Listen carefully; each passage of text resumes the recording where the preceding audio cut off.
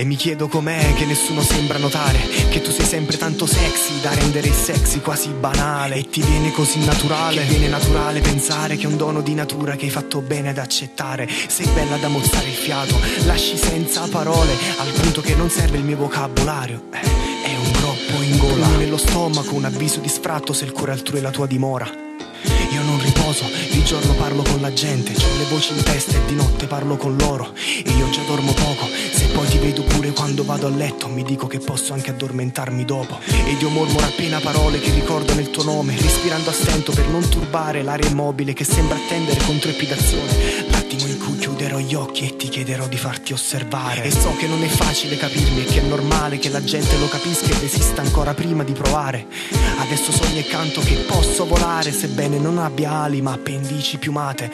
Voglio un trapianto di testa che cancelli i ricordi, perché nemmeno i sentimenti sono legati a quelli a cui li rivolgi. E non è che mi faccio rubare il cuore, insisto per prestarlo e non ne sollecito la restituzione. Vorrei che cadesse una stella, solo una, soffio forte verso il cielo per provocarne la caduta.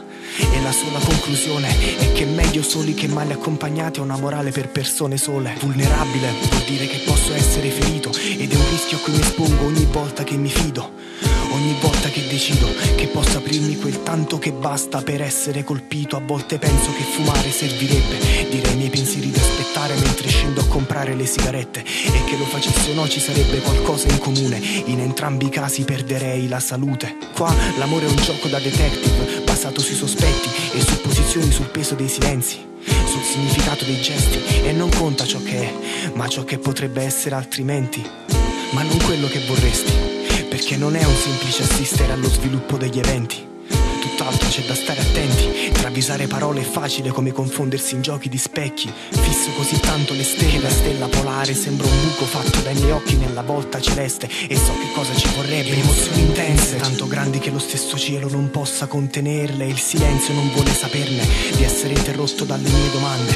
Ma io ho sete di certezze e voglia di bruciare, perché l'amore è un lume che sussurra dolcemente al buio e lo convince a farlo entrare. Stanotte non ho chiuso occhio e questo nuovo giorno mi fa pensare a quanti ancora compongono agosto. Io ho perso il conto dei giorni che ho trascorso e non mi importa più il modo in cui li trascorro. Io attendo che ogni quesito sia risolto, solo spero che non ci voglia molto, perché il senso del viaggio è l'attesa, ma a me non dispiacerebbe godermi il soggiorno. Di notte ti odio e ti lancio maledizioni, di giorno cambio umore e ti sorrido affinché mi perdoni. E ti confesso che l'unica volta che sono stato con le mani in mano pensavo ci fosse la tua in mezzo. E se telepatia perché conosci ogni risposta, vuol dire che la mia fiducia è stata mal riposta.